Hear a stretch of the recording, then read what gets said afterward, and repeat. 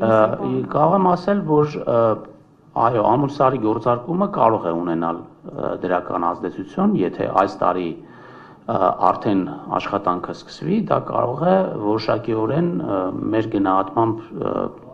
0.5%-ի շրջանակներում ազդեցություն ունենալ համախառն ներքին արդյունքի աճի վրա։ Բոլորը արդեն դրա մասին խոսում են, եւ մենք էլ ենք դրա մասին խոսում, որ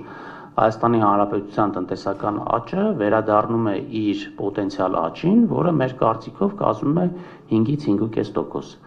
Այստեղ է մի փոքր բան կա, հաշվի առնելով նախորդ տարիների մեծ աճերը, կարող է որոշակիորեն այդ պոտենցիալից աճը զգալիորեն բարձր լինել, բայց տոկոսային առումով ցածր լինել, որովհետև բազան արդեն իսկ բարձր է։ Բազային էֆեկտը հաշվի առնելով ձեր գնահատմամբ, եթե չլինի ամուսարի ծրագիր, ինչ թվի վրա են կանգնում տարվա վերջում։ Ես կարծում եմ, որ այն ինչ որ մենք դրել ենք բյուջեում որպես տնտեսական աճի ցուցանիշ, այդ ցուցանիշին մենք կարողանանք հասնենք,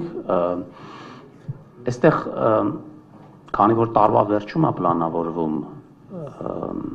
ամուլսարի գործարկումը,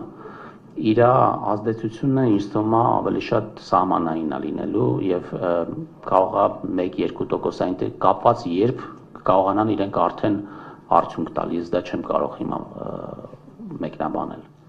Եվ հարցիս այն մասը, որ ինչ թվի ենք դուրս գալու պարտքի մասով, թե կառավարության, թե պետական պարտքի մասով, եթե այս 150 միլիոնն էլ հաշվենք։ Ես կարծում եմ, որ